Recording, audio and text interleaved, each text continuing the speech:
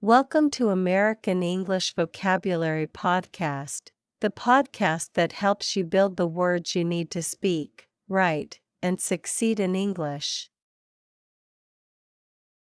Words are the building blocks of communication. When you know the right word, you feel confident. You understand more.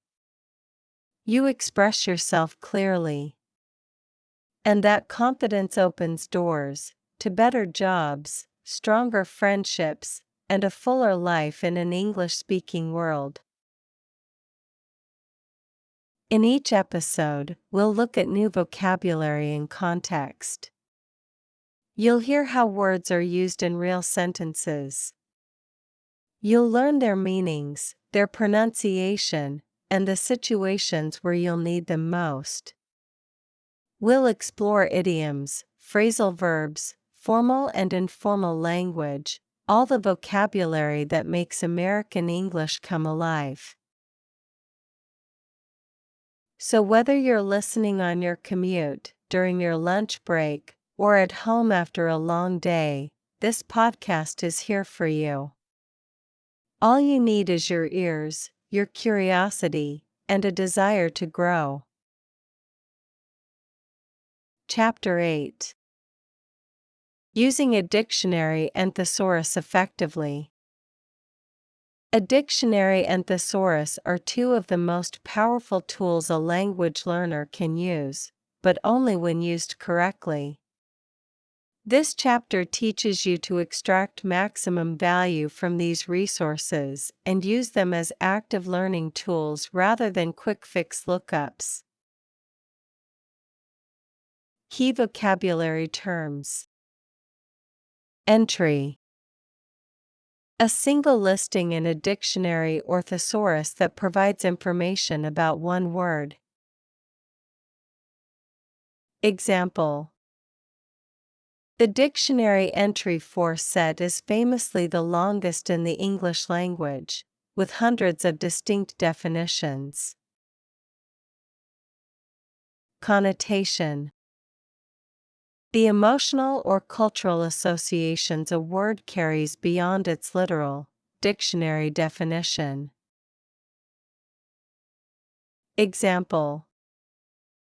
The words thin, slim, and scrawny all describe low body weight, but their connotations range from neutral to complimentary to critical.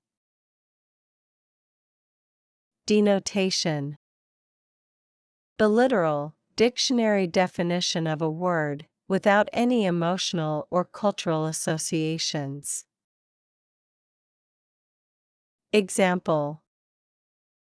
The denotation of home is simply a place where someone lives, but its connotations include warmth, safety, and belonging. Synonym. A word with the same or very similar meaning as another word in the same language. Example. Using synonyms like enormous, vast, and colossal instead of repeating the word big makes writing more varied and precise. Usage note. An explanation in a dictionary about how a word is correctly used in formal, informal, or specific contexts. Example. The dictionary's usage note for further and farther explain that farther refers to physical distance while further refers to abstract degree. Reading article. Many people treat the dictionary as a tool of last resort, something to consult only when completely stumped by an unfamiliar word.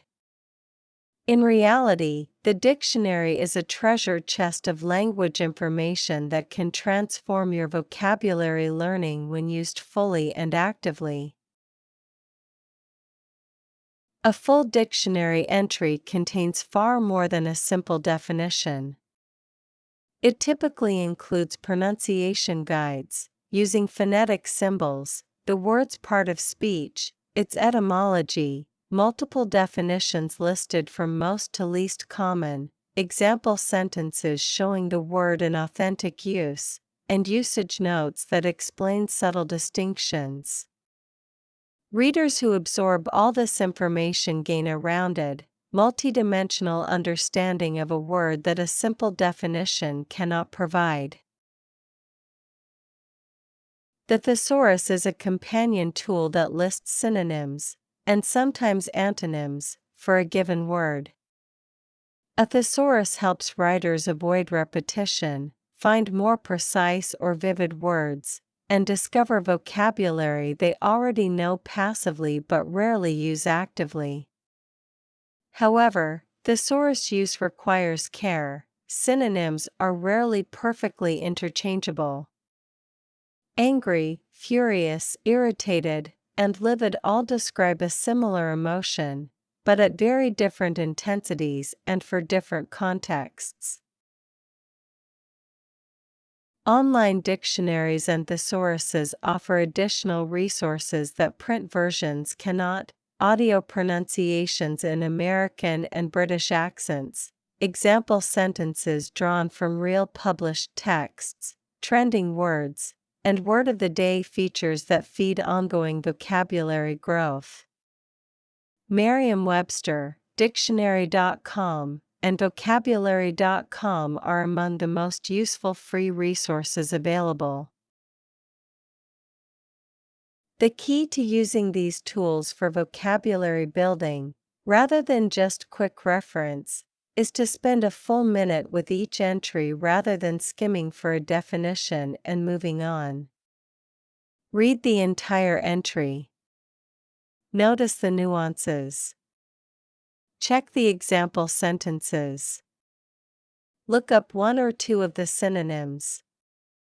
This deeper engagement turns a 30-second lookup into a vocabulary building exercise. Dialogue in context. Luis: I want to use a more interesting word than said in my story. I looked in the thesaurus and found ejaculated. Is that okay? Teacher: That is a great instinct to consult a thesaurus, but this is a perfect example of why you need to check carefully. Ejaculated as a speech word is very old-fashioned and would sound strange, even funny, to modern readers. Luis: I had no idea. How do I know which synonyms are actually usable? Teacher: Always cross-reference with a dictionary. Look up the synonym in the dictionary and read its definition and usage notes. Many dictionaries mark words as archaic, informal, or literary to warn you about their appropriate contexts. Luis: So synonyms are not always interchangeable? Teacher: Almost never perfectly interchangeable. They share core meanings but differ in tone, formality, intensity, and connotation. Said is neutral. Whispered implies quiet. Declared implies formality. Each choice paints a slightly different picture. Luis: That is very helpful. I will read full entries from now on, not just grab the first synonym I see.